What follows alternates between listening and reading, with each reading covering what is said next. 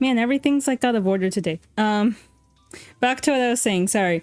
I remember last stream I was trying to get the chat widget up on screen and it just wasn't working no matter what I did. So I got really frustrated with that in the beginning of stream, but now I finally got it to work. I don't know what I did. I forgot what button I pressed. I just know I did something and now it finally works. Yeah, despite how tech savvy I believe I am, I'm actually not. I don't know how a lot of things work, unfortunately. But hi, hello. Since the last time you saw me, I did some. I finally got around to like adjusting the parameters and even the lip sync of my VTuber model a little bit. It's still not 100% perfect, but like compared to what it was before, I feel like my movements are getting a lot better. So I feel really good about that. The lip sync is not perfect still, and I still do a little bit of that frog blink.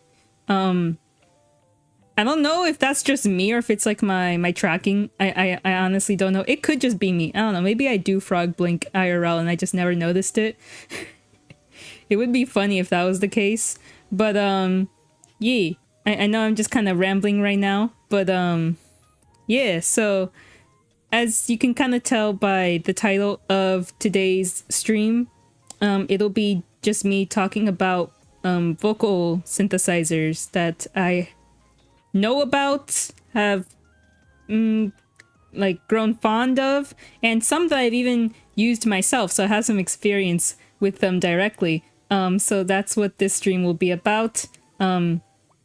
I apologize for the delay. I know I like started the stream like 10 minutes late, like not even the starting student screen. I mean like just being online like 10 minutes late because everything was going wrong.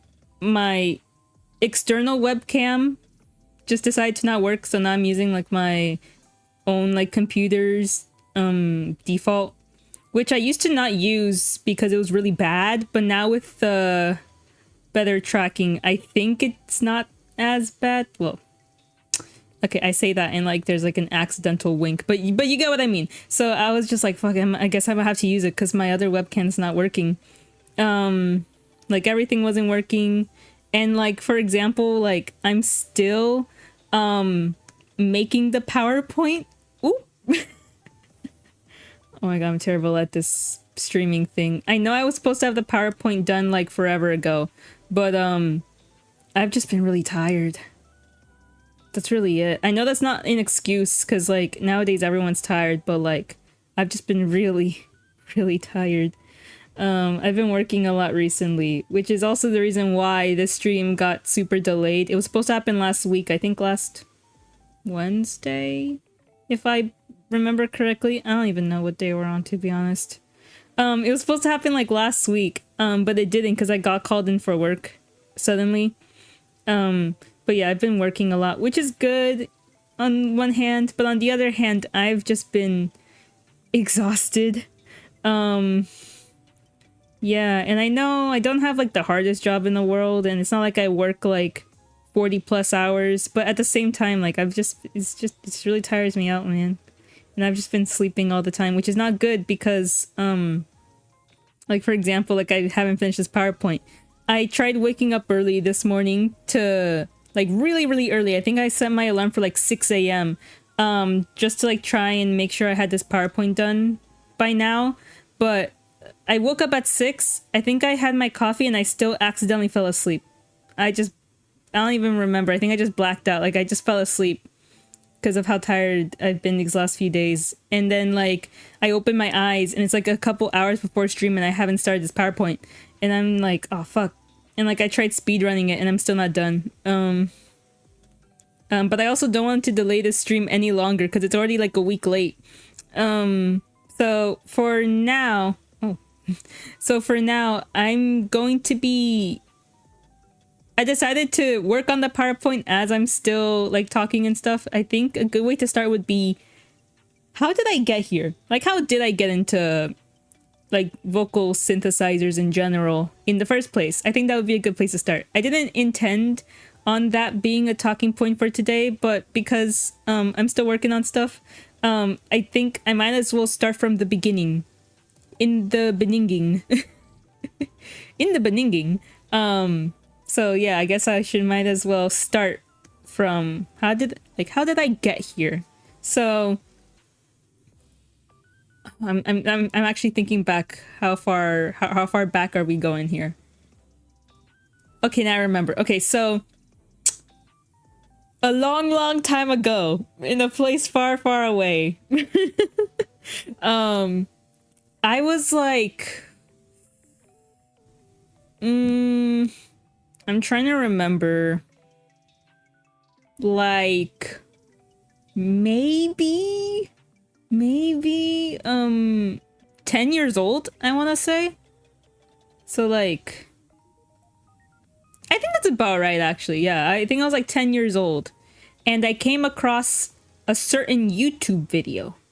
Around that age, I was really big into like watching like reaction videos. There was like a channel that did like kids react to blah blah blah. And there was one reaction video that was titled like kids react to Vocaloid, and I saw an anime girl in the thumbnail, and I was like, I had no idea what the Vocaloid was. I had no idea who these characters were, but I was just like, ooh, pretty. And then I clicked on the video, and then on screen came this anime girl singing and dancing in front of real people. And I was like, whoa, what is this? I've never seen this before in my life. So I got really intrigued, right? Yeah, I was just like, I don't know, mesmerized or some shit. And I was like, whoa, what is this? I need to find out more about who this girl is, you know? Who's this girl? This blue haired girl with the twin tails. What is this? And so at that point, that was the first time that I ever saw Hatsune Miku, and the first time I ever even heard of what a Vocaloid was. But at that time, I didn't really delve much into it, but that curiosity had already started within me, right? So that was like the first seeds. Then fast forward a little bit more, a little further, to when I started middle school. So this was like about a year later. I was like 11 or something, right? And this is important. The time frames are important here, because at around this time, I got my first phone.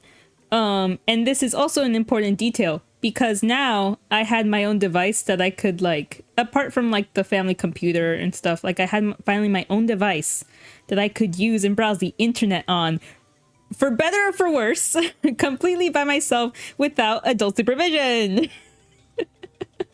I say for better or for worse because over the years, I've seen some shit. That's all I'm gonna say. So yeah, for better or for worse, I now had full access to the internet with no adult supervision. But in this case, it was for the better, because I finally got around to learning more about what Vocaloids were, learning more about Hatsune Miku, and getting into the Vocaloid fandom. This was like my first time also really delving into like internet fandoms and internet culture and stuff. Apart from like what, you know, people around me were talking about. So this was a very formative time for little SAi-DOL, right? And their development. So I got really, and when I say really, I mean really, into Vocaloid. I mean, I still am, but I think in comparison to now, this was like on a whole other level. It was crazy. But yeah, I watched a lot of music. Well, not me. I mean, yeah, MVs. I watched a lot of, you know, music videos, listened to a lot of songs, found out about Vocaloid producers, found out about more Vocaloids apart from Miku. And then I found out about other vocal synths that were not just Vocaloid, because there are more. I then found out about utau, and I was like, whoa, you're telling me I can make my own Vocaloid for free? And like, as a broke kid, that was like, whoa, for free? And like, there's a lot of voice banks that I could use for free too. Like, damn, I felt like I just hit the jackpot. And like, I found out a lot about utauloids and getting into the utau like fandom. And I even had a couple years where I used utau a lot. And I downloaded so many voice banks, used so many voice banks. which I had an issue with researching a lot of these voice banks now, which I'll get into when I get into the PowerPoint. But it was mainly just like a, because it's been so long type of thing, right, that I don't remember a lot of their names, so it was like really hard for me to search for them. But yeah, I got really into 𝒕𝒂𝒈. I made a lot of 𝒕𝒂𝒈 covers, but like I never posted them. It was just for like my own personal fun, you know. And then eventually I even made my own utauloid, which I kind of teased that I would like reveal today, but like I haven't been able to find any of the files. They've been lost to time, unfortunately. But I think I still have some. I'll look it up as best as I can. But yeah, I just found out a lot of stuff. And then around, I remember when Synthesizer V was first coming out. So I was there when Synth V started, right? And I remember the first few voice banks you could download for free, or like their demos, I think it was their demos you could download for free at the time. So I even used Synth V for a little bit, for a very, very little bit in the beginning.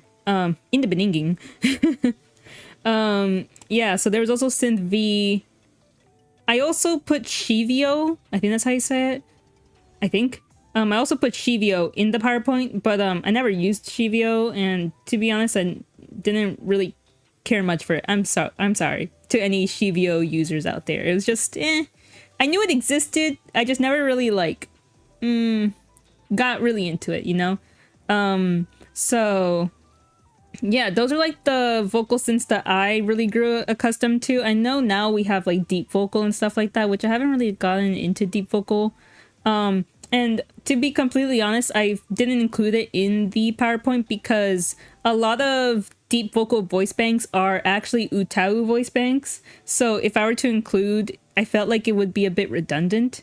It would be a lot of the same characters that like I knew about. So yeah, that's why I didn't, there's not really much of a presence of deep vocal in this PowerPoint, but I know it exists for sure. Like, I know of it. I still think it's pretty cool. I just, you know, haven't really gotten around to it. So, but yeah, I'm still doing stuff. But yeah, so that was kind of like how I got my start in vocal synths. There's probably, no, there's definitely more. I've made a lot of memories with this kind of thing. It's just off the top of my head, I can't really remember them. But I think that's about it, honestly. Apart from just being like a fan of Vocaloid, that was about it. Really, my main memories were like with Vocaloid and utauloid. The other two like vocal synth programs I never really got to use. But yeah. Oh yeah, my utauloid. So I do indeed have an utauloid. She's very old. Well, not very old, but I mean like old to me in this case.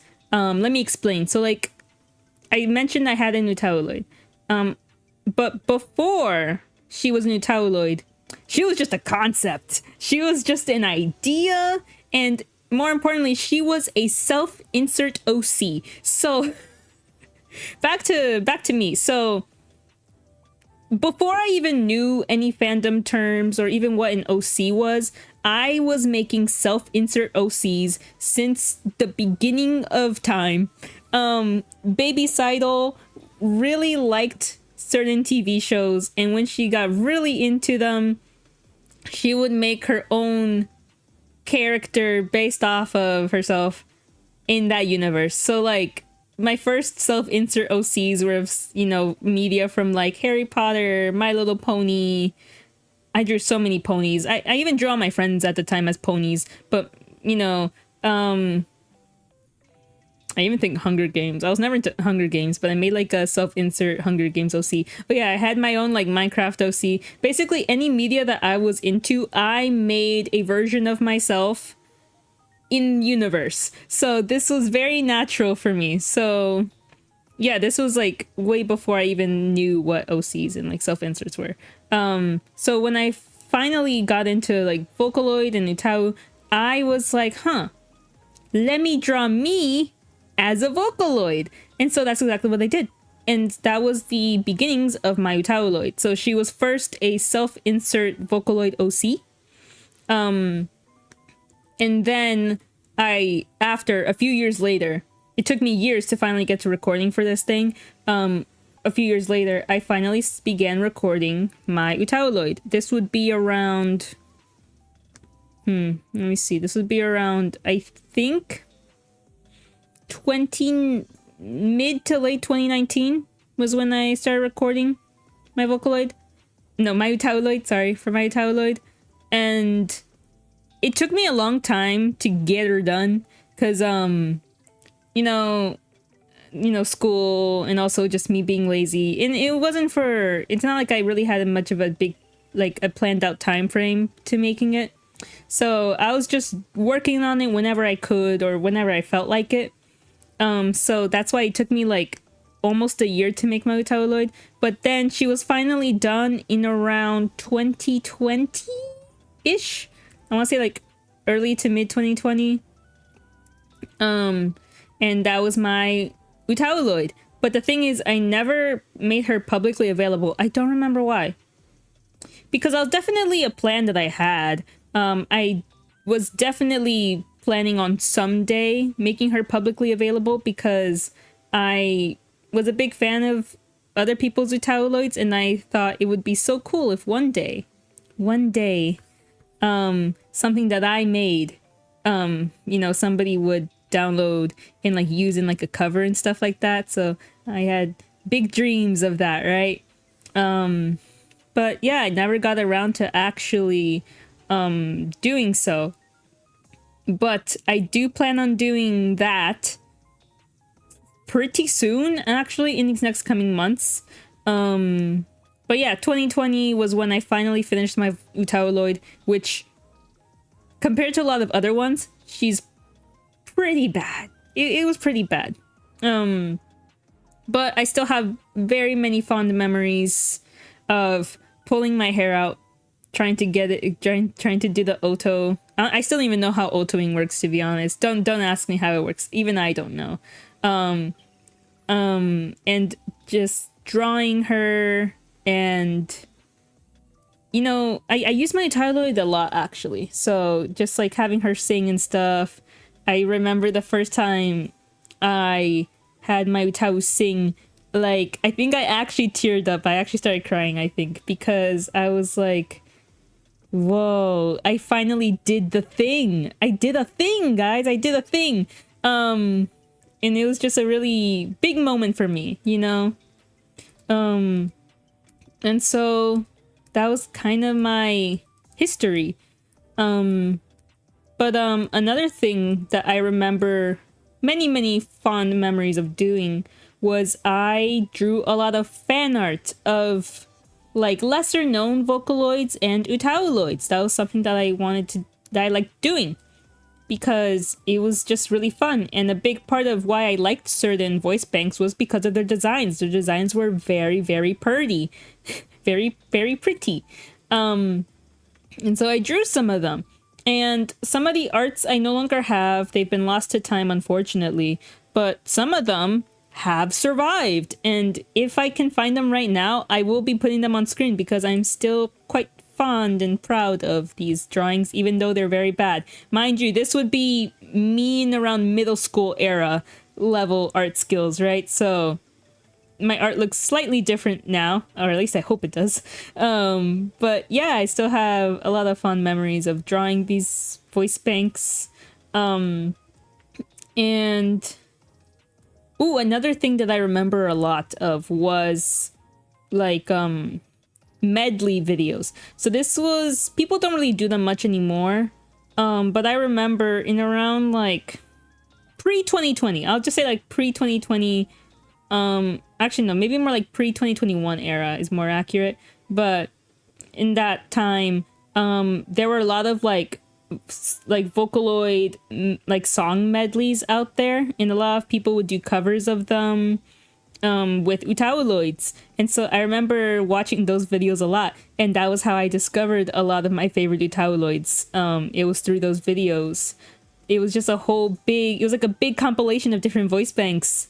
And so when I would hear or see some of them, I'd be like, whoa, this one sounds pretty cool. Let me let me look it up, and then go to their little website and download it and use the voice bank. So that's, yeah, those utau medleys that were very popular, very abundant, were how I found out about a lot of my soon-to-be favorite voice banks to use. So that was also another thing that I have fond memories of. And also, they were just very cool. They were very cool. And what else did I do? I'm trying to remember. I probably should have written some stuff down, but like I didn't. So this is just like completely off the top of my head what I remember from the past 10 years of me being a vocal synth fan. I've honestly been like not out of it because it's something that has never left me, right? But I've definitely become it's not as hardcore of my special interest as it used to be. But there's like a good 5 to 7 years where it was like it was my thing. I knew everything about it. Oh wait, now I remember. I even included it in some of my school assignments. So I remember art class. I would sometimes draw utauloids as part of my assignment. And I did a similar thing with Toho characters. I vividly remember even drawing Toho characters as part of my assignments in art class. So that was pretty funny, I remember. I was trying to be sneaky with it. I was trying to sneak it in there. And I also remember one time I had to do a presentation on some sort of technology. I don't even remember what the class was. I don't even remember what the purpose of this thing was. But I remember the assignment was to present something PowerPoint on some sort of technology, whatever thingy. Again, I don't even remember what the assignment was or what its purpose was. But I saw an opportunity to talk about Vocaloid because that was all I wanted to talk about. That's all I wanted. So I went all out on this presentation. I think still to this day, this was the most effort I ever put into anything like school related. It's kind of funny. But oh, my eyes are wee. I mean, like I said, I'm using like the bad webcam here. Yeah, I even did an entire assignment based on Vocaloid and presented it to my entire class and to my teacher at the time. And I was low-key really embarrassed because I was also like the, how do I put this? One of the weird kids trademarked, right? You know, at the time in like that middle school era, you get what I mean. It was like I hung around the kids who were like into like Homestuck and Hamilton. That was kind of the, I guess, the type of person that I was and still am. I think I always will be that person, you know. But yeah, I was mainly associated with the crowd that were like into anime and fandom culture. So let's just say a lot of people were not very nice to me during that time. So yeah, I was like extra embarrassed, right? Because it was like in front of a lot of people that were already, you know, towards me. But I stuck it through, like I stuck it out. I went through with it because, you know, mama didn't raise no bitch either. So I still did the thing. And I actually got like a 100 on that assignment, so I think it paid off. Being an otaku pays off sometimes is the moral of the story. But yeah, I got a 100 on that assignment, so anyone who didn't like it, y'all can suck it. But yeah, I was just really into Vocaloid. I think even to this day, I still think it's a pretty neat thing. If you think about it, it's pretty neato. It's pretty cool. And so I it'll always have a special place in my heart, I believe, because it's just been a big part of my life, really, just in general. It's been a big part of my life and my development and even my friendships. I made a lot of friends through this media, so be grateful for it, for my time spent with it, right? And I don't regret it a single bit, and I don't think I ever will. It's helped me develop a few skills, right?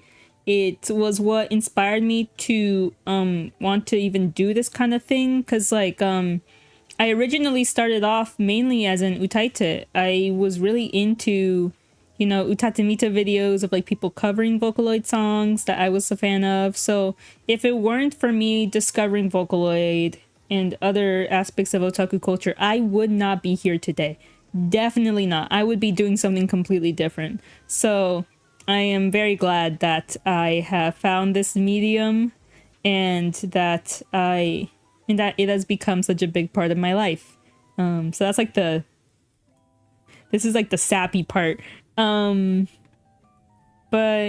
yeah, I just have really, really fond memories of these kinds of things. And mainly I guess the purpose of this stream was just to have an excuse to talk about it and just to, as like my love letter to the medium, right? Like I said, it's played a big part of my life, and I want to showcase some of the voice banks that fortunately were a part of it. So yeah, I'm just about done with this. I think I'm just giving it a very quick look-see, trying to make sure that everything looks fine. I'm like sweating, like genuinely sweating, trying to get this done. Because like I said, I've been very, very eepy, very tired. So I did not have this done beforehand. But yeah. I guess while I make the finishing touches on this thing, what is like some other like vocal synth memories that I have? Oh yeah, I also got really into MMD for a short while. I say short while, it was like 2 years. I was also really into MMD, which is like the program, well, the full name is Miku Miku Dance. It was like the 3D animation program that like a lot of people use to make like Vocaloid animations, which the ones that I see are very normal now, but I grew up in the era of like those really super duper unhinged MMD videos. If you know, you know. I grew up in that era, so the MMD videos that you see now, they're super duper tame and normal compared to back then, which it's not even that long ago.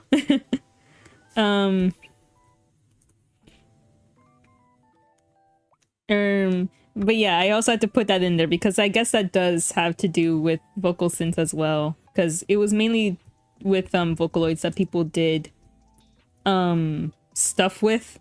But yeah, I used Miku Miku Dance for a bit. Ended up not really being my thing. But it was very fun. I think I even remember trying to, because before I would mainly download like the motions and like the models and stuff, but there was a short while that I tried like making my own model or like making my own like assets like clothes and stuff like that for my MMD models, and even trying making some motions myself. Like I remember taking like dance videos and trying my very best to like not motion capture but like motion track them. But the thing is, I had to do it by hand. I did that shit by hand. I never posted any of them, but I had my practice with it. So yeah, I've dabbled and dabbled with many things over the years. Am I good at any of them? No. But you know, jack of all trades, better than the master of one, you know. So yeah, I think that's about it. So I'm about to show this PowerPoint. But basically it's just a compilation of like the voice banks that I have either used myself in the past and that I thought were really nice, and just other voice banks that I haven't gotten around to using yet personally, but that I think sound very, very cool and that I think more people should use, honestly. Because some of them, you know, I feel like they don't get as much love as I think they should. So, yeah, so I guess we could just get started on that. Just give me uno minuto to get that up for you guys. Hold on, how do I do this?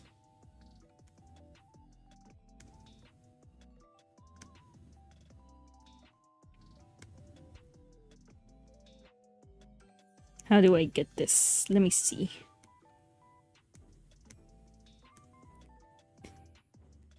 Again, technical difficulty. I mean, when do I ever not have technical difficulties? Let's be completely honest. There we go. There it is. Actually, wait, hold on. Let me move some stuff around because now I'm... Okay, there I am. I was like, let me move stuff because now I'm not even here. So let me move myself a little bit. Make myself smaller. Alright, there I am. So I'm just gonna be in this little corner here. Or maybe... No, I think I should make myself even smaller because there's text. I'm just gonna be in this little itty bitty corner right now. So... Oh, look, I'm so tiny. I'll move chat as well. I'm not gonna make you guys smaller. But yeah, I'm just in this corner now. But yeah, here is the presentation. Ooh, it's just called my fave vocal synths.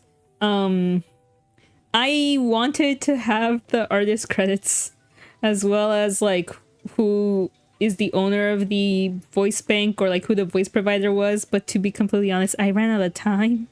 I know I probably should have this stuff on there, but I just ran out of time. But after this stream is over, I will put all that stuff in the description so you could check them out yourself. If any of them catch your eye. I don't have any samples, like vocal samples of them, so this is... So you can't even hear them unless you look them up yourself, but at the very least, it's like their names and like their picture. So without further ado, here we goes. So, introducing my fave vocal synths. Woo! Whee! So yeah, let's get started. I'm breaking them up by vocal synthesizer program. So we're starting off with Vocaloids, the one that most people know and love. But I have quite a few, I would say, underrated Vocaloids in here. But we're starting off with the most popular, the girl, the myth, the legend, Miss Hatsune Miku. I know. This is the most normie take ever, right? Everybody loves Hatsune Miku. She's super, to some people, overrated. This is the most normal shit out there. But I don't care. I love Hatsune Miku, right? And we can talk about her impact on pop culture forever. But just know that I love Hatsune Miku. She's one of my favorite characters ever. And very, very specifically, I'm getting very granular, very specific here. But my favorite Miku voice bank was the OG V2, like Vocaloid 2 Miku. Every other voice bank, it's all good, it's all fine, but nothing beats the original. V2 Miku was the superior Miku, and I stand firm on that opinion. Yeah. And I think it's mainly a nostalgia thing, to be honest, but even so, I don't care. I still think that V2 Miku sounds the best. Because she sounds so... I mean old, not in the voice, but I mean like in the quality. She just sounds so like old, you know, and I really like it in this case. But yeah, V2 Miku was the best Miku, and all the other ones are good, but you know, I just have my preference. So yeah, this is as normie as we're gonna get here. Well, probably this one and like the next one, which is Kaito. So I've been seeing a lot of Kaito hate, which I don't get because I love Kaito. He is my boy failure. He and I'm not saying that for nothing. He was literally a total commercial failure. He was canonically a flop when he first came out back in 2006. Yeah, back in 2006. So he is the boy failure, right? But I love him. And hold on. I had to get something real quick. But yeah, I also think he's a really solid male Vocaloid. He's a very solid voice bank. And I also really like him because of his voice provider, 𝒔𝒕𝒓𝒂𝒎. If you know, you know. But he is probably the most chronically online old man out there. And he like, there is no such thing as a bigger Kaito fan than Mr. 𝒔𝒕𝒓𝒂𝒎. There does not exist a bigger Kaito fan than him. And if you think you're the biggest Kaito fan in the world, you're not, because he is. Like he literally calls him like Kaito, like he literally calls him his son, right? Like that's his son, that's his child. And I think that's adorable. And like he collects Kaito merch. He reposts like Kaito like fan arts all the time on his Twitter. And like he even covered some Kaito songs. So like that is his pride and joy, you know. So I also like Kaito just because his voice provider, it's the biggest fan of him ever and that will ever exist. So yeah, there's Kaito. I don't get how people can hate him. He's just so himself. I don't know. Next. Okay. Next we got Sachiko. A lot of people don't know Sachiko. And I think that's a shame because I think she has one of the most unique voices in that to have come out in the Vocaloid program. Her voice is very interesting, very unique because her voice provider, let me just make sure I remember her name right, Sachiko Kobayashi. She is an enka singer, so it's like a style of like traditional Japanese singing, like folk singing, right? And she has a very distinct, like really deep, mature tone, and that gets you know, reflected in the Vocaloid. So I think Sachiko's a really interesting voice, and I feel like a lot of people are not using her, or at least not using her to her full potential. But yeah, I really like Sachiko. She's really cool. And it's a very distinct, very different voice than what you usually associate with Vocaloid. So that's why I really like her. But yeah. Oh, also, I should probably preface which Vocaloids I would like to get in the future, because currently I don't own any, but I would like to. So I'm gonna point out which ones I would like to get in the future and like use in the future. I don't know if I'll make like Vocaloid originals, but just to have them, you know. So I mean, some of them will be hard to come by because some of them are actually discontinued. I think some of them here, or at least some of their previous voice banks, are discontinued, which makes me really sad. But let me go back. So I would love to have V2 Miku someday. That's for sure. Maybe if I were to get any Kaito, it would probably be V1 Kaito. I really like how V1 Kaito sounds. If not, V3 Kaito. I'm still teetering on which one specifically I want. But yeah, either V1 or V3 Kaito, just standard. Would I get Sachiko? Maybe. I might get Sachiko. I'll see.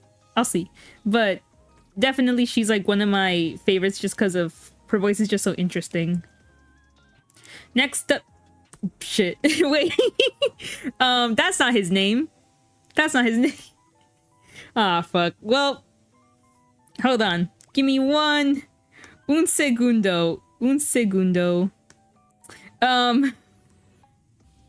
was just a placeholder, I remember. which is funny because difficult is like the default utau. I'll get into that, but I guess that flew over my head. I guess I forgot to change that one.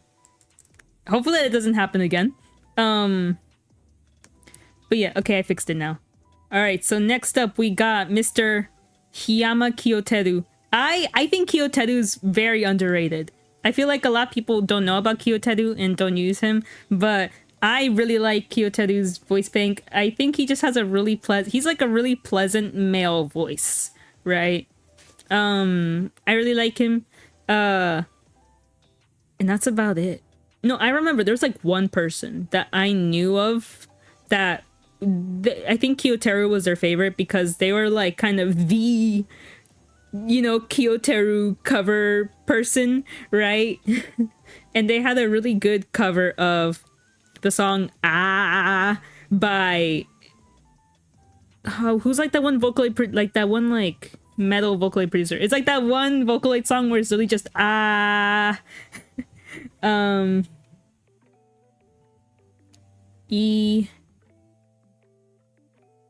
Oh, what's the name of the Vocaloid producer? What's her? Nashimoto. Okay, Nashimoto P. I think they also went by Ui or something like that. But yeah, there was like this really good cover of Ah by Nashimoto Ui. That used Kyoteru. That I still remember very fondly of to this day. I might even go listen to it after today. I mean, after stream. But yeah, I like Kyoteru. I might get Kyoteru in the future. I might. But this one for sure I want to get in the future, and that is Kayuki. I love Kayuki. She's so adorbsable, and her voice is really interesting. I really like it. It's very like distinct and unique in my opinion. I really like how it's very soft, and still a little bit robotic sounding.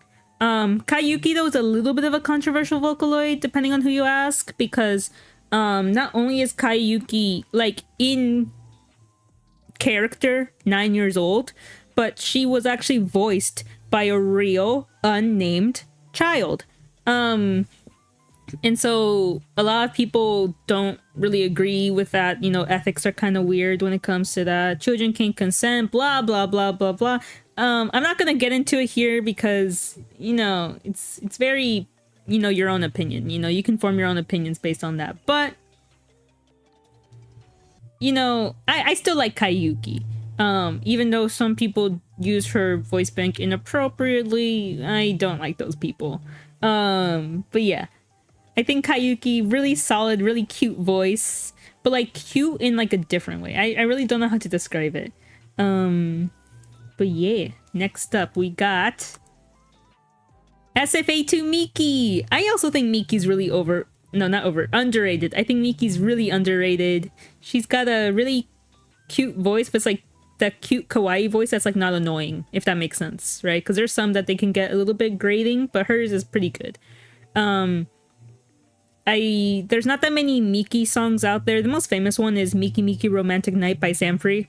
Rest in peace to GOAT. But you know, I really like SFA2 Miki. She's a pretty solid voice bank. I might not get her though.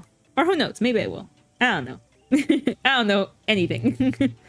Then we got VY2. I really liked VY2. Again, really solid male voice bank.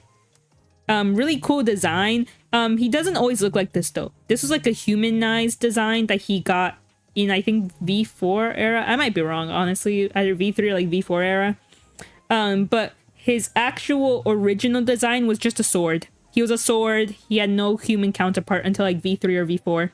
And yeah, I really like his human design though. It's really cool. He looks kind of emo. He looks Emar. He's Emar. No, I really like VY2. I might get him in the future. Really cool voice. Then we got Yuzuki Yukari. I have history with Miss Yuzuki Yukari. So I remember in middle school, there was a time where I had Yukari as both my phone like background, like my phone's wallpaper, and as my profile picture on just about everywhere on the internet.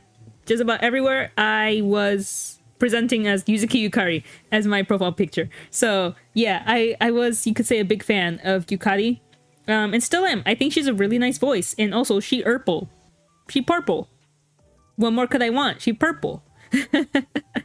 But yeah, really good voice. I might get her just for nostalgia's sake because I was really big Yukari fan back in the day. Back in the day. In the beninging. But yeah, next. Mayu! My love, Mayu. I love Mayu. Do you have a PhD in Vocaloid history? No, I do not. But if such a thing existed, I probably would. I would get a PhD in Vocaloid because I just love it so much. I mean, if you were to ask me like 5 years ago, I would say so because that was when I was like peak into like Vocaloid research. I even tried researching like how these vocal synthesizers worked.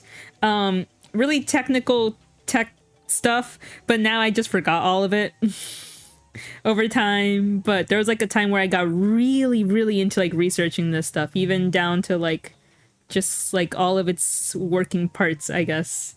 But I would still say I'm a very big Vocaloid fan and pretty knowledgeable. Some of the knowledge that I've gained over the years has kind of left my brain because it's been so long, but yeah. But yeah, I love Mayu. I think she's kind of underrated, right? I feel like her voice is, again, very cute, and I feel like more people should, you know, get to use her, you know, in like songs, because there's not many original Mayu songs. There's a couple, there's a handful, but yeah, there should be more, I believe. And also, she's adorable.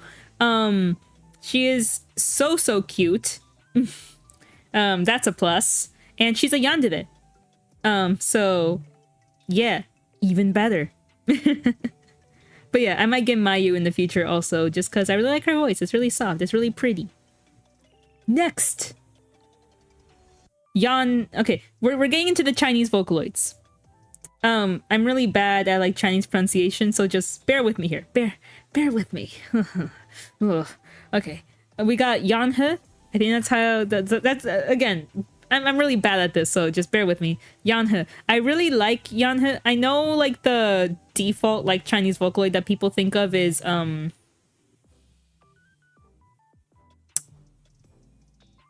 words are failing me right now. What's her name again? Oh no, I'm such a bad fan. I swear, I know I just said I was knowledgeable. But 𝒔𝒕𝒂𝒎𝒔. Okay, 𝒔𝒕𝒂𝒎𝒔. Okay, I don't know how that slipped my mind. Oh my god. But yeah, the one like the default sort of Chinese Vocaloid that most people think of is 𝒔𝒕𝒂𝒎𝒔, like I said, like I just remembered. But I really like Yanhe because her voice is like kind of like that sort of like boyish, androgynous type voice, right? And I really like it. Her voice is really interesting. But yeah, to be honest, I never really got that much into the Chinese Vocaloids, but you know, I could still say that they're very good. You know. And next we got, I mean, I like Luo as well, but I just like Yanhe's voice slightly better. Then we got Maika. I got really fond of Maika because she's one of the very few Spanish, you know, speaking Vocaloids. And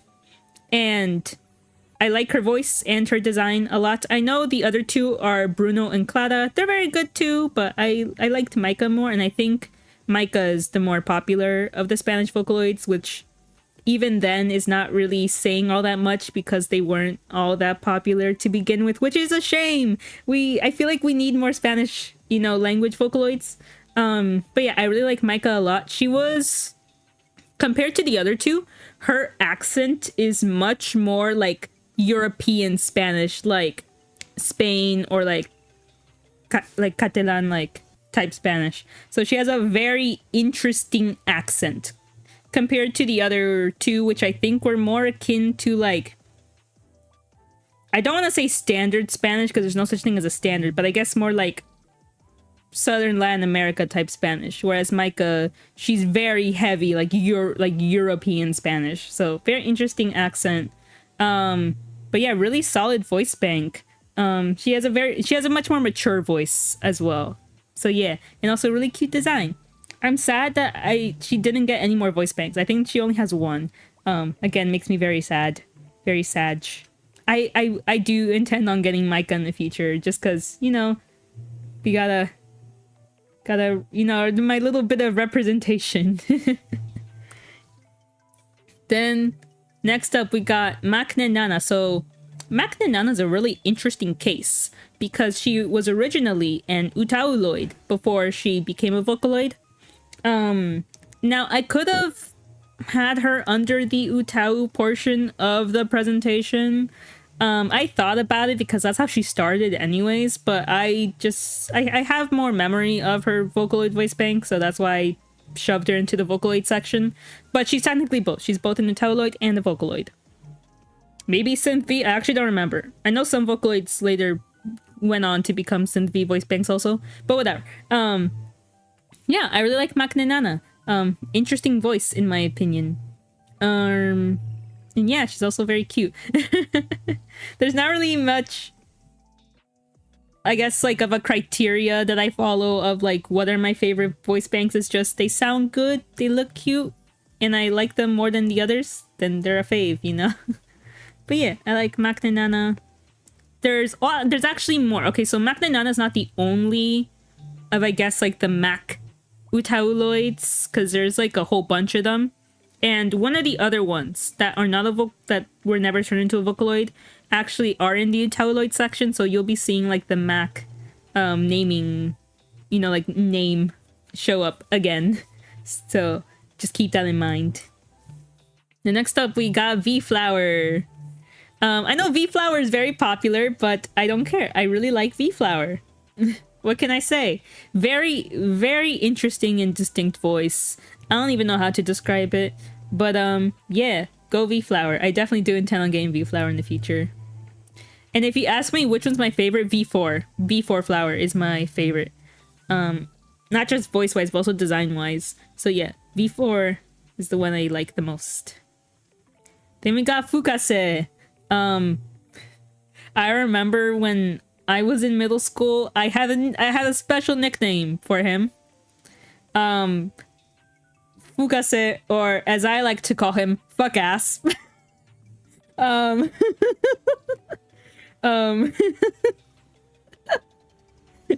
Yeah, in my mind he was also fuck ass. Just yeah, but whatever. Jokes aside, I really like 𝒔𝒂𝒂𝒄𝒊𝒂𝒑. Very, very, very nice voice bank. I think he's discontinued, which makes me very sad. I say I think, I'm actually not entirely sure. But he only ever got one voice bank back in like V3 era, so V3 or V4 era. So yeah, really like 𝒔𝒂𝒂𝒄𝒊𝒂𝒑. I know he's very popular as well, but yeah. I also really like his little friend on the cane there. I know they have a name. I know it has a name. I don't remember the name, but whatever they're called, I really like the cute little, what is it, a plush? I don't know. But yeah, overall, I really like 𝒔𝒂𝒂𝒄𝒊𝒂𝒑. Then next is Ultimachi Una. Again, another really popular vocaloid. I know. But there's a lot of really popular vocaloids. But yeah, I really like Una. Very cute voice. Almost teetering on annoying, but not quite. So yeah, she's very cute. I definitely do intend on getting Una also.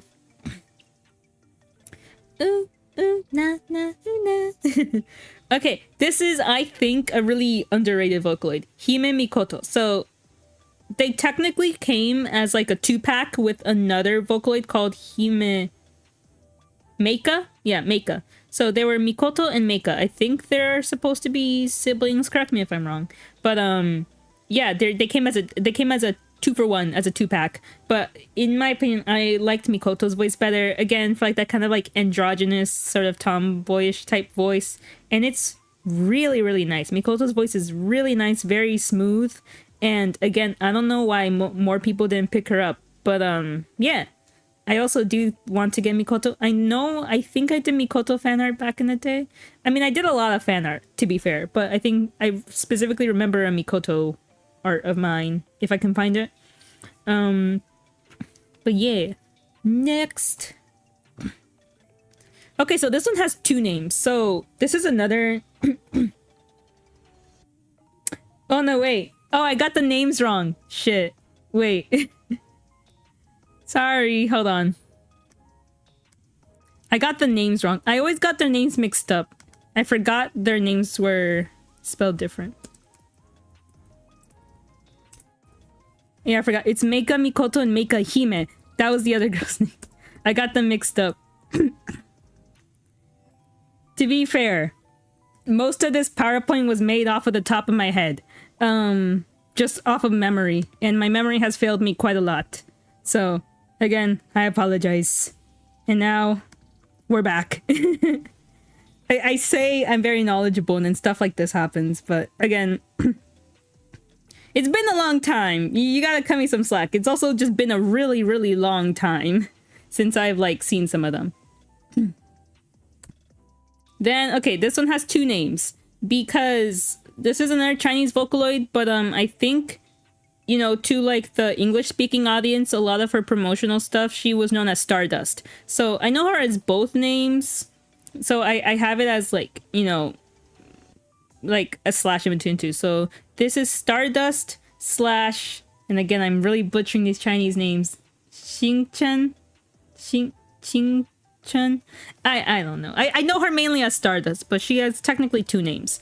Yeah, really, I really like Stardust's voice. I know now she's really gets more updates on Synth V. She only got like, I think 1 or 2 Vocaloid voice banks. But yeah, really interesting voice and really, really cute, nice design. I really like it. Maybe I only like her because she's star themed and like celestial space themed. And you know what? There's nothing wrong with that. If so, you know. But yeah, I really like her voice. Next. I think that's the last. Okay, that one's the last for Vocaloid. There's definitely way more Vocaloids than that, but those are like the ones that I would say stand out the most to me and that I think are my favorites. There's one that like I thought of putting in the PowerPoint but didn't end up doing so, and it was another Chinese Vocaloid where again, I'm really bad with Chinese names. Wedjing Longya. I really liked Longya also, but in the end I didn't end up putting him in the PowerPoint because I felt like I had enough, to be honest. Now you're a whole encyclopedia on Vocaloids and are expected to be learning a whole college semester's worth of knowledge on Vocaloids. Oh, thank you. I'm definitely not the most knowledgeable person on the planet, but I would say I know quite a bit. There's probably somebody out there that knows way more. No, there's definitely someone out there that knows way more than me. A lot of this info is just off the top of my head from memory, so yeah. Next. Oh wait, we're starting on the utauloid. So utau is free, open source, and I think that makes for way more unique in both sound and visuals when it comes to these voice banks. So this is also the longest section because I had much more involvement with utauloids because it was free, whereas Vocaloid and a lot of these other vocal synths are quite pricey. You know, it definitely adds up. But as a broke kid, all I had access to was utau because it was free, open source. The community was really cool, had a lot of tutorials out there, even though they were all recorded on Bandicam with a 10-minute limit, edited on Windows Movie Maker, and like some tutorials were as old as like 2008. It was pretty rough. Max resolution 360p 240 if you were really unlucky. And they were all like in like some of the videos were even in like the square like 4:3 aspect ratio. I remember those were the days. But yeah, I'm much more fond of utaus just because that was what I had access to at the time.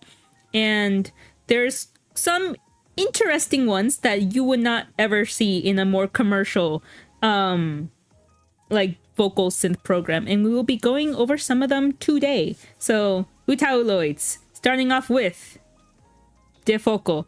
Now I know a lot of people are gonna be like, that's super normie because she's just the default, which is true. She is the default utauloid that you get when you open the program, and assuming you have downloaded no other ones, she is the default.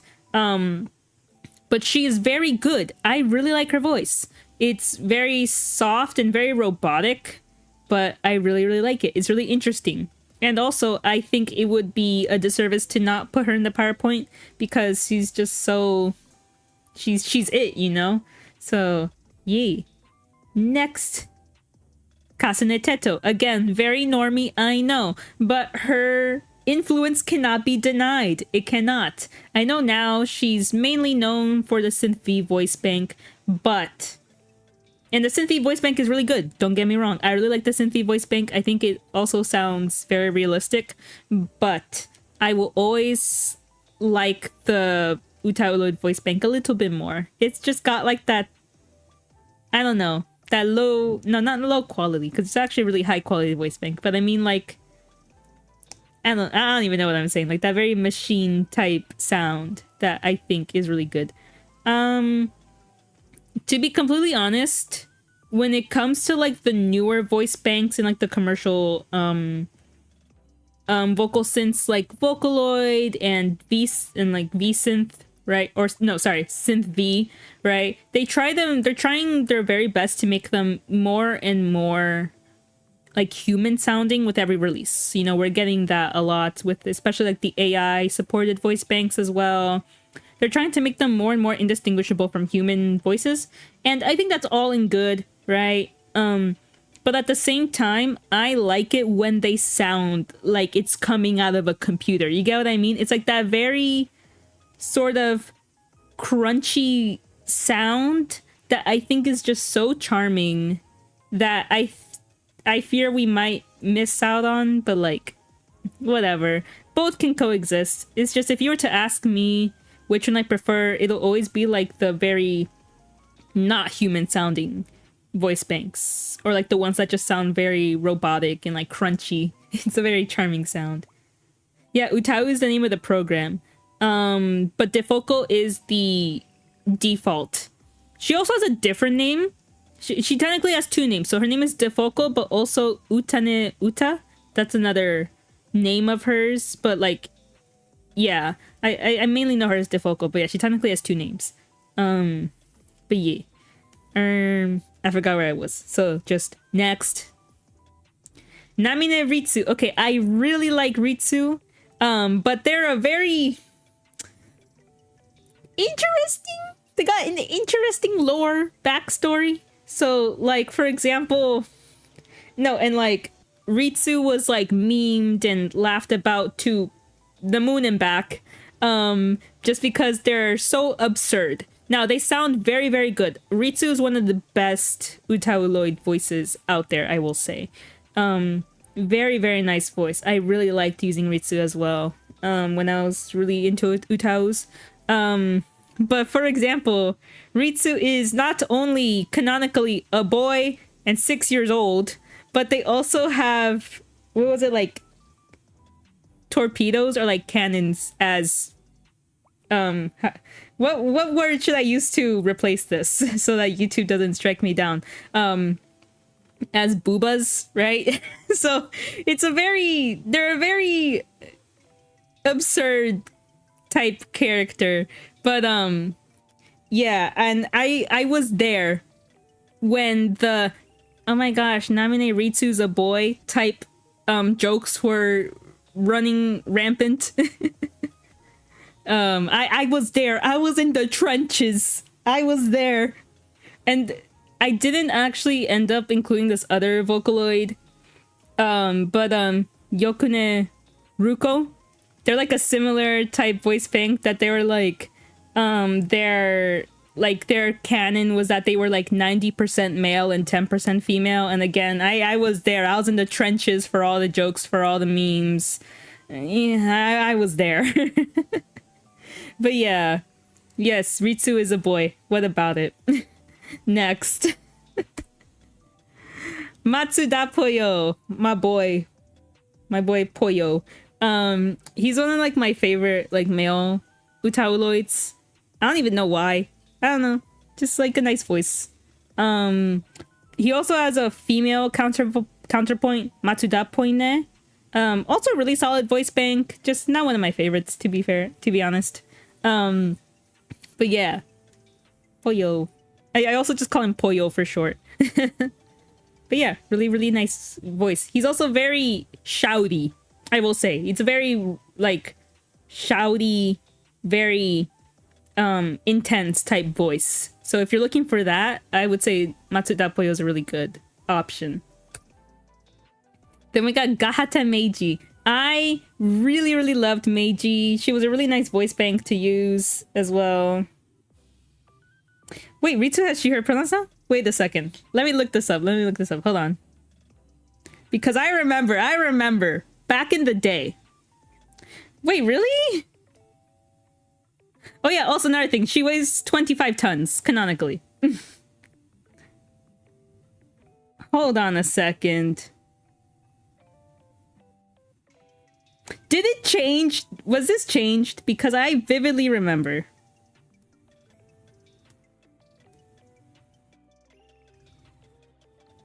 Hold up.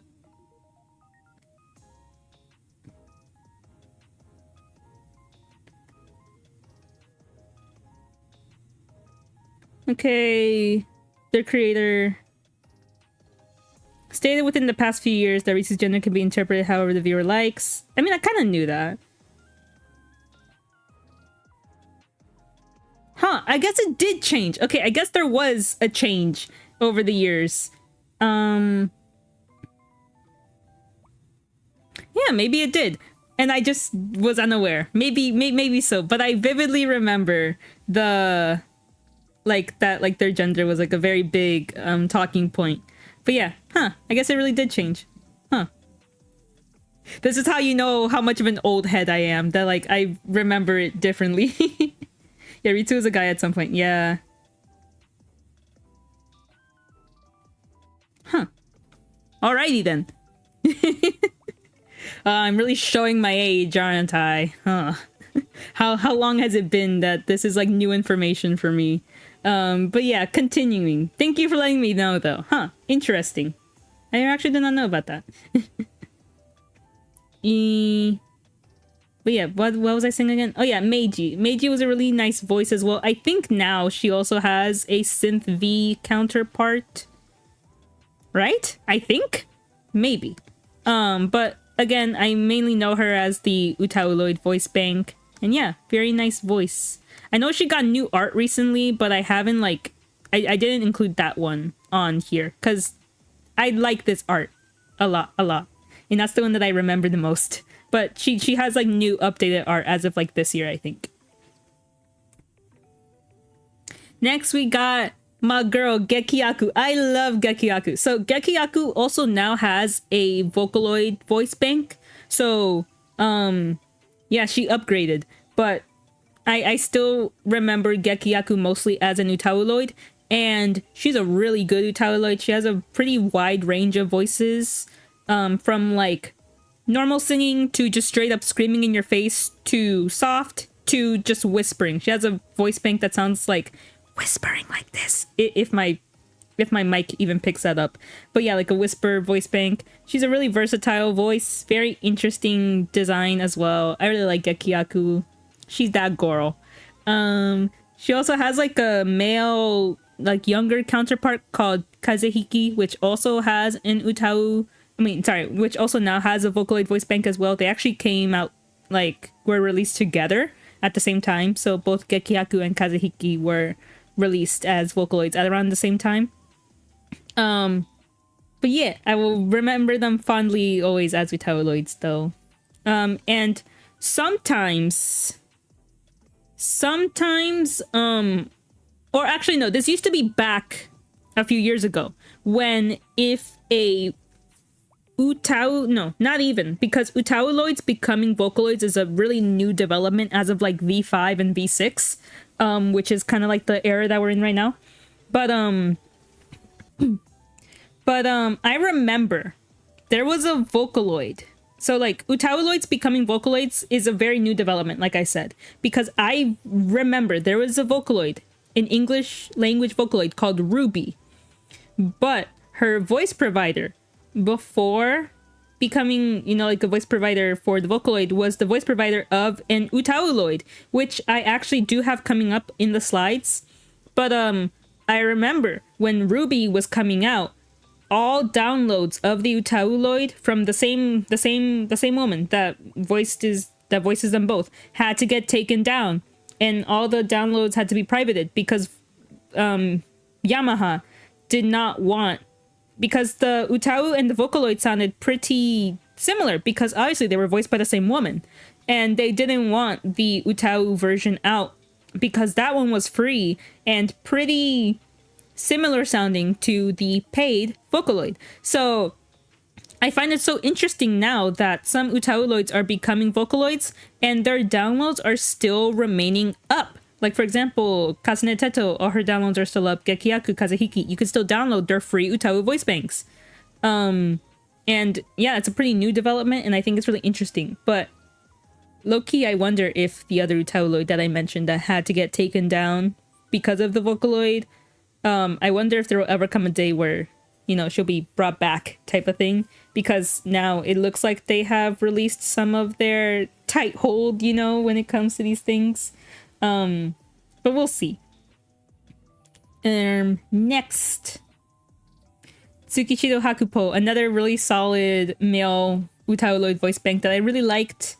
Yeah, he was also like, semi medium popular. He was featured in a lot of those like utau like medleys. I remember that's how I found him. I mean, that's how I found technically all of them.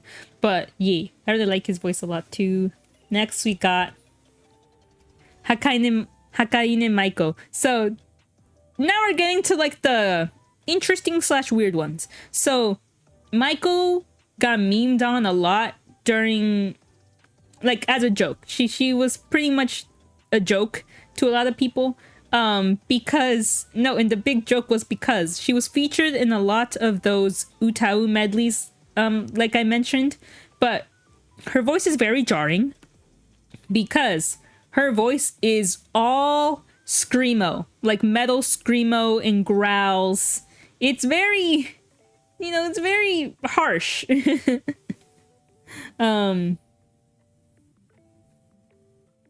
Yamaha isn't aware of the entire website where you compare it to. No, they are definitely very aware. I know what you're talking about. I'm not going to mention it because technically piracy is bad and I shouldn't encourage it, blah blah blah. But no, definitely for sure Yamaha is very, very aware of all of the ways to pirate Vocaloid. They're very aware. Yeah.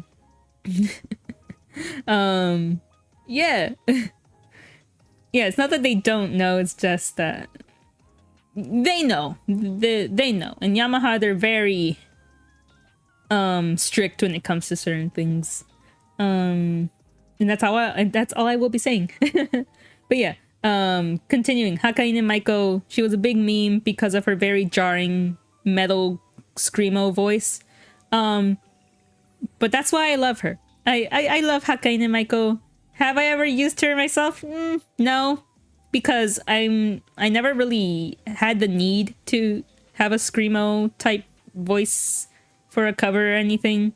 But I just like how she weird like that, and I respect that.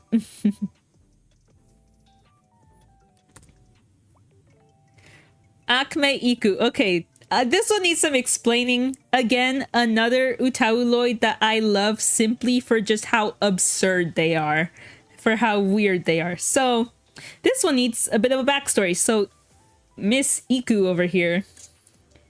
So her utau voice bank is made up entirely of, and I'm going to have to be very careful with how I word this, of very specific sounds that are found in 𝒔𝒕𝒂𝒎𝒔. If you know what 𝒔𝒕𝒂𝒎𝒔 are, but essentially they are games, like anime style games of the R18 variety. If you can pick up what I'm laying down here, if you understand what I mean by that. Again, I don't want YouTube to smite me or anything, but yeah, her voice bank is made up entirely of not safe for work sounds.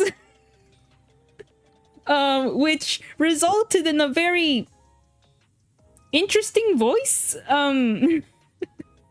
And again, she was a big meme. She was, you know, a big joke in the utau community just for how weird she ended up sounding. But she actually got updated voice banks in the last couple of years, and she's starting to sound really, really good. She's actually sounding really good now. And even has updated art like this one up here. Looks really pretty. But yeah, Miss 𝒔𝒂𝒎𝒔 over here, she's a very interesting voice bank. Yeah, I had to be really careful with how I worded this portion. But yeah, next. But yeah, I like her just because of how weird she is. Next, we got �𝒕𝒂𝒈𝒔 or like 𝒔𝒕𝒂𝒈𝒔. I don't know. I really like this voice bank. She's really soft. But yeah, really nice voice. I really like her design. I think I have some fan art of her floating around somewhere. I don't know. But yeah, another one that I found mainly from those like utau medleys.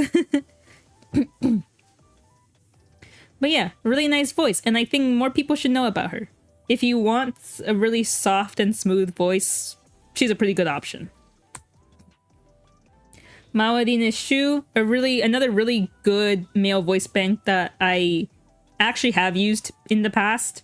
Really good quality. He has a good variety of like voice like types, right? From like normal to like kind of shouty to like soft.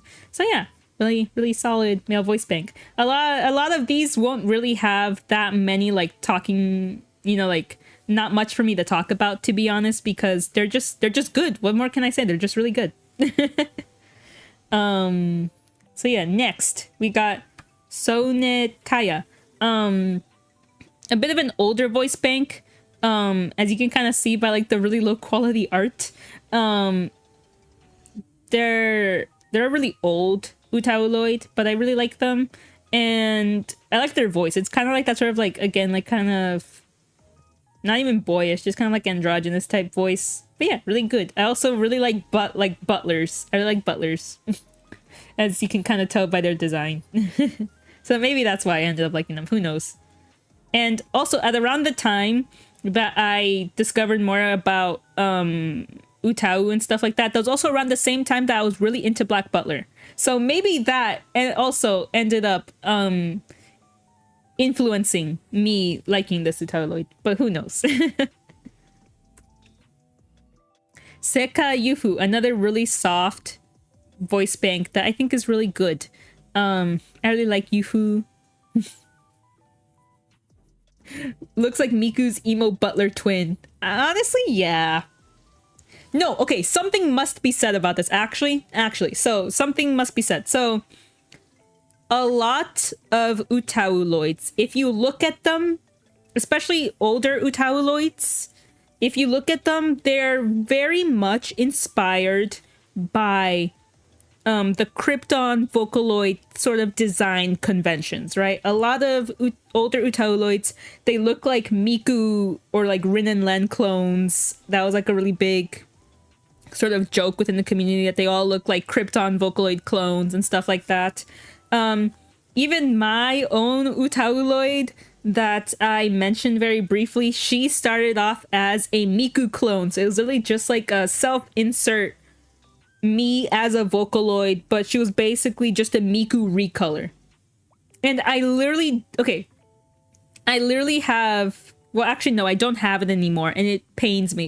It makes me so sad that I no longer have this piece of my history anymore. But I made like a crudely made Miku recolor to look like my utauloid. So literally what I did was I traced over the Miku, filled in the colors, and I took out one of the twin tails, because my Vocaloid had a ponytail, just trying to be different, right? And I literally removed one of her twin tails. I cut it out and just did it that way. It was really shitty. It was really bad. But I still am sad that I no longer have that recolor, because that would have been so such a walk down memory lane to show, but I no longer have it, and I don't think I'll ever find it, which makes me so sad.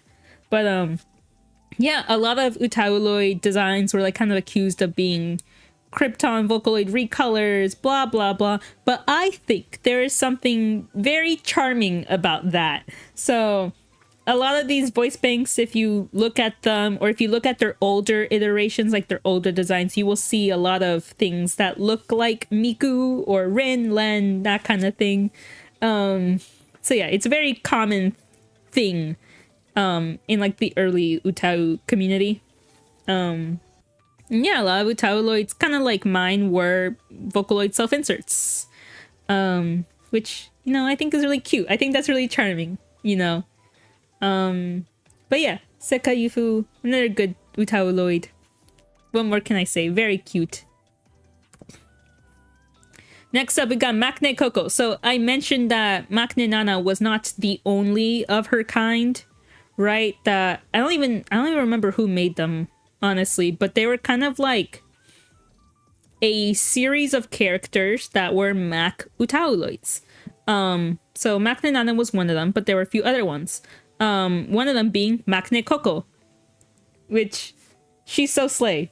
You know, I mean, just look at her.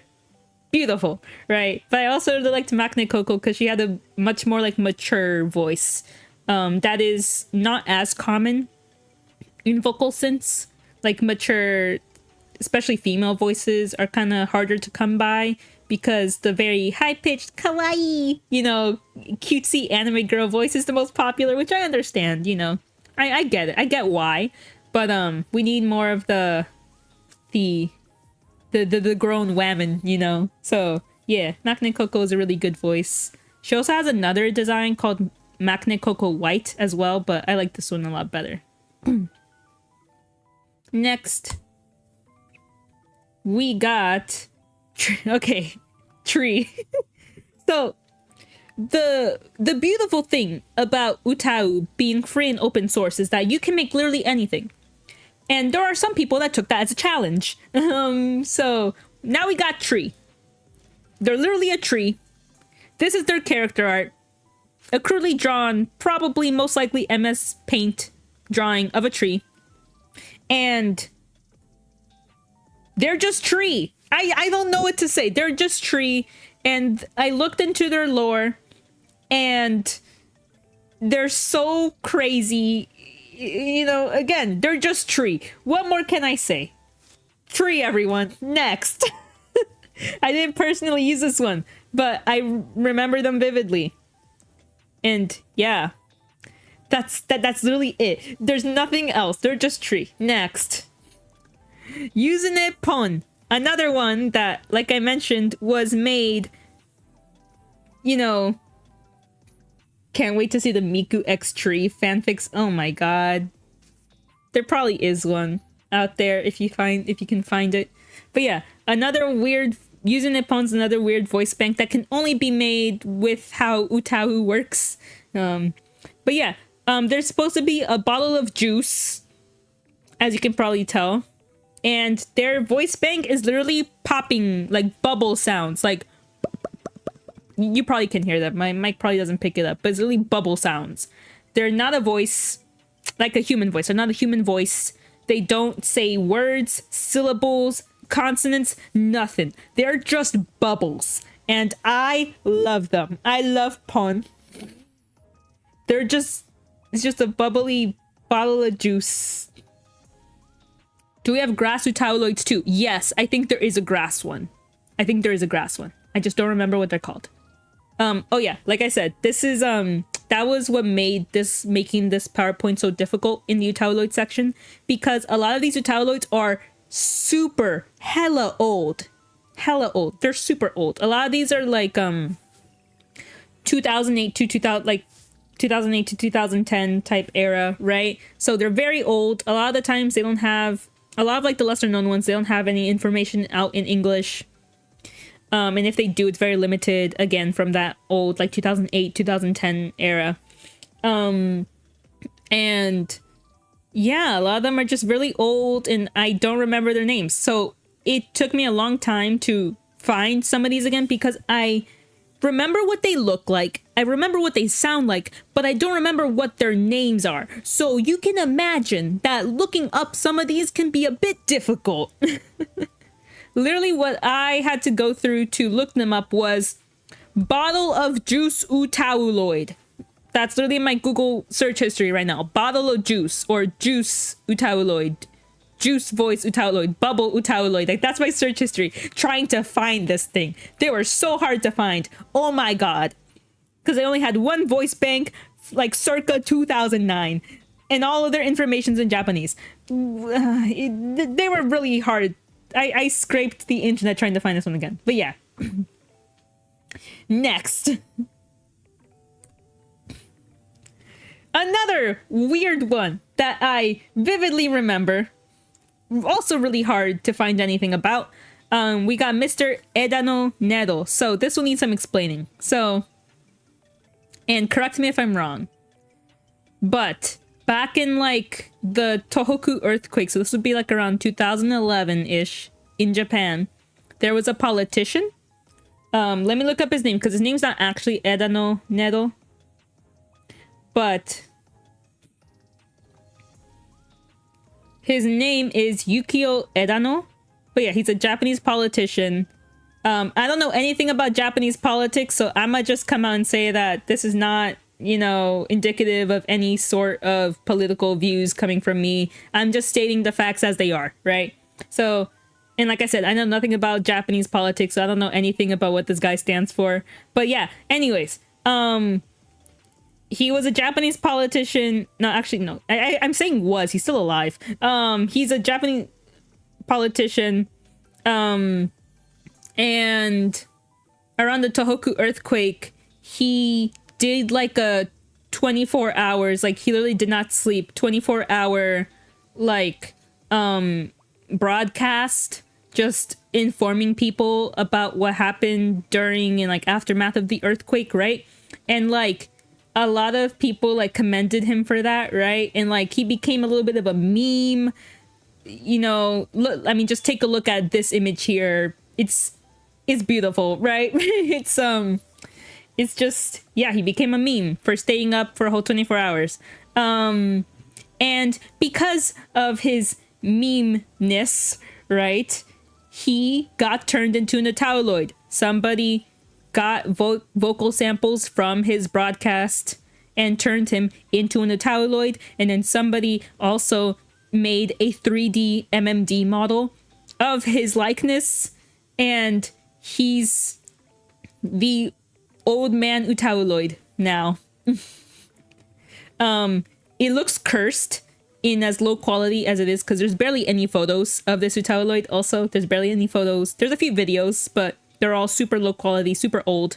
Yeah, he's just a really weird voice bank, and yeah. But yeah, that's the Oji-san utauloid. Next. Soho. So another interesting utauloid that I have fond memories of. I say they're interesting because they are not actually a human voice. The character you see is not the voice, but instead it's the bass guitar. They are an utauloid that is basically a bass guitar VST if you think about it. But yeah, they don't actually make any human voice sounds, but they play bass guitar notes. Really interesting. So yeah, the character itself is not actually the voice, it's actually the guitar that's the voice. So yeah, they're based off of a bass guitar. Somebody just recorded some bass guitar note samples and made them into a utauloid. Really interesting. There's actually quite a few other instrument utauloids out there that I didn't put in here. But there's like a music box utauloid that, again, it's not actually a voice, but instead it's music box notes. There's also a trumpet utauloid. Again, no voice, just trumpet sounds. And I think there's also, you know, there's some electric and acoustic guitar utauloids as well. That's all I can remember, but there's probably, no, there's a piano utauloid. Definitely there's a piano one. And yeah, like I said, there's quite a few, like instrument utauloids also. Utauloid loaf of bread. Yep, that one exists. I think I do remember seeing that one at some point. And there is, in fact, a fart utauloid. I did not include them, but they do exist. If you look hard enough, it does exist. Oh, utauloid made up entirely of fart sounds. It's very amusing. I think it's very funny. Oh yeah, there's also utaus of existing characters. So those are called �𝒕𝒂𝒈 utauloids. I don't know what �𝒕𝒂𝒈 means. I mean, I used to know what that means, but I don't remember now.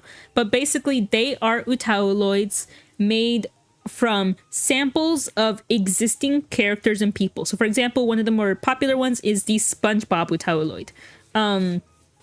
That, you know, people take voice samples of SpongeBob from the show and make it into an utauloid. Now, these utauloids are technically legally dubious, you know, and like sometimes when it comes to like taking voices of characters from TVs and movies, right?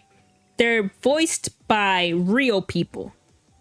And same with human celebrities. Again, none of those people really consented to having their voice taken and made into an utauloid voice bank. So like I said, they are legally and in some cases morally dubious, right? But they are still a very important part of the utauloid and just overall vocal synth community and history. And whether you like them or not, whether you think they are illegal or morally wrong or not, they do exist, and they're still a very important part of this history. So they cannot be totally discounted either. My personal opinion, I think it's, in the case of like cartoon characters, I think it's all in good fun. I love the SpongeBob utauloid. There's a lot of joke like SpongeBob or like Disney character utau covers out there. You know, there's a lot of those. I think they're funny. I think there's no ounce of malice behind it. I just think it's fun. But yeah, I do have to preface that legally they're in a very kind of a weird gray area. You know, I have to be responsible here. I have to also, you know, put that out there that like legally it's a little bit eh. But honestly, I still think they're different from like AI, you know, recreations of people's voices. I think it's different because this one they actually have quite a bit of effort put into them, you know, like scrubbing through, you know, voice lines of people and, you know, chopping them up and autoing them and like making them usable. You know, there's work put into this, right? Versus like AI recreations of their voices. But yeah, I mean, I guess it's somewhat similar to what people used to do back in the day to like make cartoon characters, like people from TV shows, like sing songs. They used to, like I said, scrub through samples of their voice, chop them up, and make them longer or shorter to recreate the song. I forgot what that style of video was called, but it's a very similar process for making these �𝒕𝒂𝒈 utauloids. There's just a few more steps put into this, right?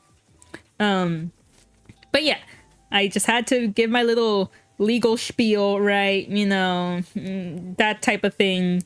But yeah, if you were to ask me for my personal opinion on what those how those �𝒕𝒂𝒈 utauloids are, I think they're fine. I think they're fine, to be honest. Like, somebody making an utauloid of Patrick the Star, I don't think there's any malice behind the thing. It's all in good fun. That's just my own personal opinion, but there's definitely some people that have a problem with it, and I can definitely see why. You know, it's a whole consent type of thing, but I still think it's funny. I think it's hilarious. I even think there's one that, like, there's some of Sonic, there's some of Dora the Explorer. Again, I just think it's really funny. But yeah, I completely forgot about those when I was making this PowerPoint. But yeah, they do exist. You can look them up. There's a lot of covers out there. They're very funny. They're hilarious. But yeah, next. Magen and Shito. I really liked Shito, actually. They have a very dark and like mysterious voice. I don't know what else to say. They're just really good. Next. Rain. That I still have no idea whether they're pronounced Daine or Rain. I have no idea. But I've always read their names as Rain, so I'm just gonna go with that. So Rain Vena and Rain Rezo, right? So like I kind of mentioned that back in the day, like the early utauloids were kind of accused of being like Krypton Vocaloid clones. This was one of them. You can definitely see that they were very much inspired by Kagemine Rin and Len, both in design and like naming convention and just what they are to each other, right? They're, you know, male, female counterparts, right? Daine. Yeah, it's probably Daine, but I just always pronounced it as Rain, so that's how I read it in my brain, but yeah, it's most likely Daine. Yeah. So you could obviously tell the inspiration is definitely Kagemine Ren and Len. That can't be discounted. And I think even their creator definitely, like, I think their creator has also said as such, right? But yeah, I still think it's really interesting. And like I said, it's an interesting part of Vocaloid and utau vocal synth history that a lot of these utauloids were obviously made by young people, right? A lot of them were like kids or like early teenagers when they made their voice banks, and also got a lot of their inspiration from the Krypton Vocaloids in the case of their design. I think it's cute. Some people might think it's like unoriginal, you know, kind of like Mary Sue OC type stuff, but I think it's cute. I think, like I said, it's all in good fun. I think it's cute, and a lot of the times they end up getting redesigns that are much more original in the future. But I always will have a soft spot for these sort of like utau, like that are just recolors of existing Vocaloids, because I did the same thing when I was that age making my utauloid. So it's very, you know, I think it's cute, you know, it's very endearing, very charming. So yeah.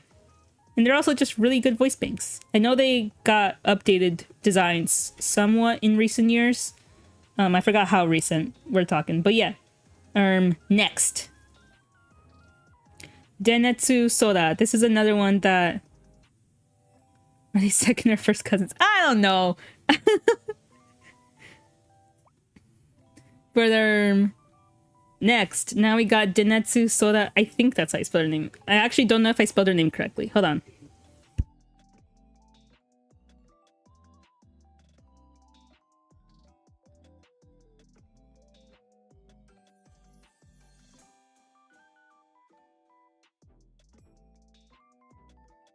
Ah, crap, I spelled her name wrong. Give me 1 second. I for a second, I was like, something feels wrong here. I might have spelled her name wrong. It's because I did. I spelled their name wrong. Whoopsies. You can tell that this one was just off the top of my head.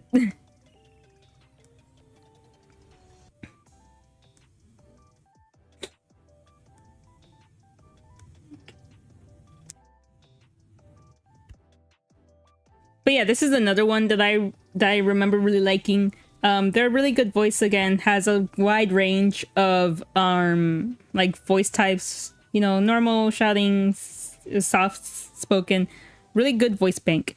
They also have like an update design also, but I like this one a lot. So that's I included it. If you zoom in, you could see like the artist signature, and they have it signed as 2016. So this is like the 2016 version of their design.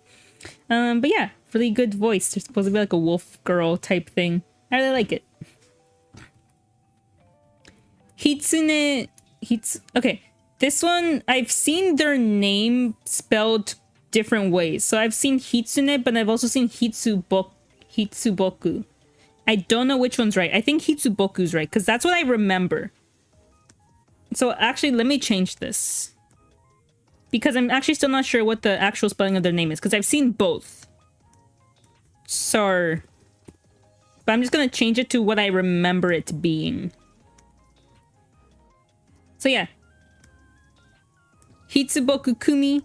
I remember really liking this voice bank. They actually are it's a very diverse voice bank, actually. So they have, actually no, they have many different voice banks. So voice banks are like, you know, they're all individual, but they have, you know, their Japanese ones, but they also have an English one, a Korean voice bank, and also a French voice bank. So this design, hold on, give me 1 second.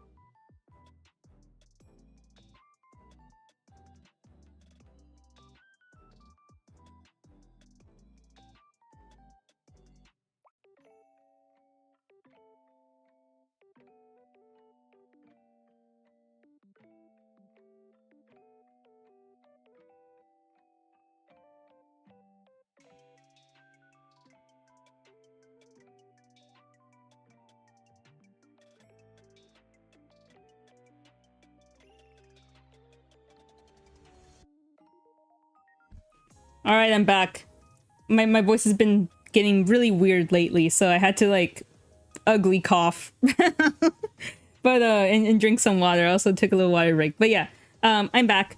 But yeah, I think this is the actual spelling of their name, 𝒔𝒐𝒄𝒊𝒂𝒍𝒔. Again, I've seen both spellings. I don't really know which one's right. But yeah, this is the design from their French voice bank, and they're very similar looking to Miku. But like I said, a lot of utauloids were definitely inspired by existing vocaloids, you know. But I still really like their voice, and I think they're still very distinct from Miku, so I think it's all fine. But yeah, Kumi, I was very fond of Kumi when I was using utau. I did a lot of like covers with their voice that I can no longer find. Trust me, I looked everywhere in all my files. But yeah, and I even drew some Kumi fan art. Very nice voice. I don't think they've been updated in the last few years. But yeah, I hope their voice provider's doing all right. Very nice voice. Next, Dill. This is another one that I found from a lot of those like utau medleys. They're a very cool voice bank, very cool design, and I remember them mainly because Dill, and like I see them, I see their name, and I just think of pickles. That's really it, because of dill pickles, right? So to me, in my mind, in my memory, I know them as the pickle utau, even though they have nothing to do with pickles. It's literally just like a little joke that I came up with in my brain because of their name. So that's what I remember them for. So yeah. Sorry that I know you as pickles, but yeah. Next. 𝒔𝒂𝒈𝒔. I really like this voice bank a lot. They also have a Japanese, English, and Chinese voice banks as well.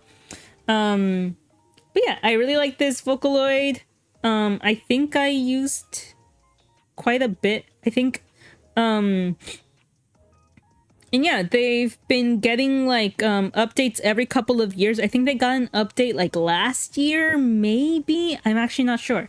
But you know, in recent years, they've been like getting updates every now and then. So yeah. This is another utauloid that I remember getting some jokes made about them, because they are, and I'm gonna look them up again just in case it has changed. I'm actually not sure because I already went through this with Ritsu. They are, yes, a male. They are canonically a male voice bank, right? But they're whatever. They're canonically male. And again, I saw all of the, I was there in the trenches for this thing. Yeah, I think it's fine. Then we got, and I love their name, Nene Nene. Which, if I'm not mistaken, their name is literally sound, sound, sound, sound. Because ne in Japanese is sound. So I think that's the joke. And also Nene is like an actual name, but yeah, their name is Nene Nene. Nene Nene. They're a very cute voice bank. Again, another, like, it's one of those, like, very, like, cute, soft sounding voices. Yeah, they're just really good.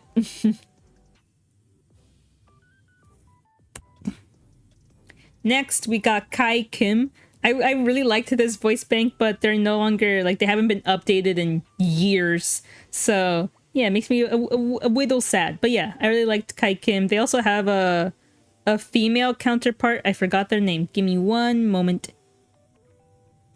Uno segundo. Yeah, their female counterpart is called Kai Kim.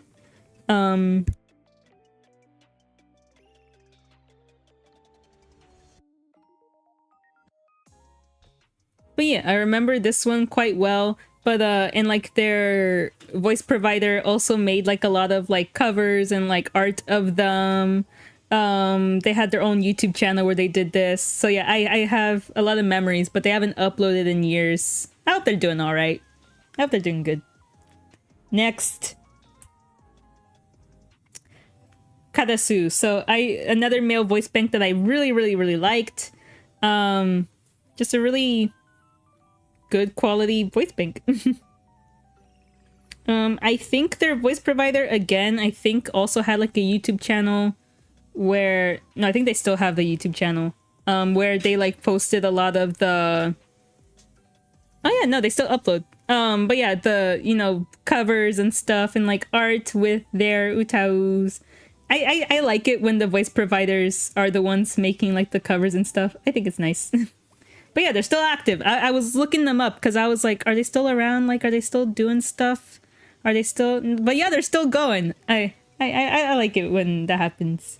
Because a lot of these like utau, like the voice providers of these utauloids, a lot of them have like kind of over the years like kind of fizzled out of like being online, right? And like doing stuff like making videos and whatever. So it's very common to see an utauloid that's hasn't been updated in like 10 years and like their voice providers like nowhere to be found anymore. It makes me a little sad, but you know, in those cases, I hope they're all doing good in life. And I always wonder in those cases, I wonder if they think fondly of their utauloids. I wonder if they still remember them. But yeah. Next, Kudo Bosuku. This one's a more like a slightly different male voice bank than like some of the ones that I've shown before. His is definitely a more brash and definitely more bassy, like really deep type voice. But yeah, another really good voice bank that I remember quite a lot. There's somebody that that like makes a lot of covers of, you know, like with this voice bank. For the life of me, I can't remember their username, but yeah. Really good voice. If you want like a really deep male voice, this is a good contender. Next, Opera no Yona. So this one's another one that I find very interesting that I remember finding from all the utau medleys. So this one's actually really interesting voice bank because it's a more operatic type tone, so like kind of like a style of singing more akin to like opera, which makes for like a really cool sound. But yeah, she hasn't been updated in many years though, so she's quite old, but she still holds up. She's still pretty good. So yeah. Then we got Honoka Elie or Ellie. I actually don't know if it's Elie or Ellie. But yeah, a nice, cute voice.